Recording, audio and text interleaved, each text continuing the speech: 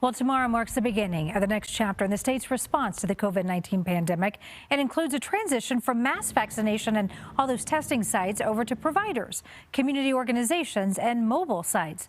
Connor McHugh working the story for you from Commerce City tonight at the drive-through site outside Dick's Sporting Goods Park. And Connor, some changes certainly coming there. Well, Karen, the long-time testing site here in the parking lot will stay for now, but starting tomorrow, tomorrow marks the final day for the drive-up vaccination site here. It marks the latest change in our state and country's response to the COVID-19 pandemic, but does not mean you will not be able to find a vaccine. With the majority of Coloradans partially vaccinated, the lines at drive-up sites like this are empty.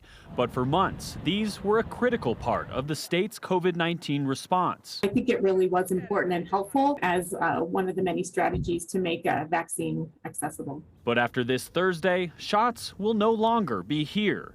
It's one of 12 community sites closing as the state transitions its vaccination efforts to more than 2,000 sites within traditional healthcare settings. Michelle Askenazi with Tri-County Health says that includes providers, pharmacies, and community clinics. It's looking at what's a more sustainable model and to make sure that it's accessible and available to all of our communities to best meet the community needs. The change comes as federal COVID funding is running out. This week, the program that reimburses clinics for testing and treatment stopped accepting claims. And next week, it'll do the same for vaccine administration, a major change that could affect the uninsured. This really does beg the question, where should we focus our limited resources? In Tri-County, Askenazi says they're working to answer that. Still, no matter the changes, vaccines and treatment won't be hard to find. Vaccines are available. There's a whole list of vaccines available. And again, we want to make sure it's accessible, it's free.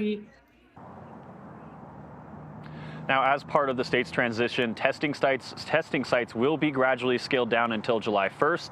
The state tells us those decisions will be data-driven, but people will still be able to find tests all across the state. They'll also be able to use the federal at-home testing program.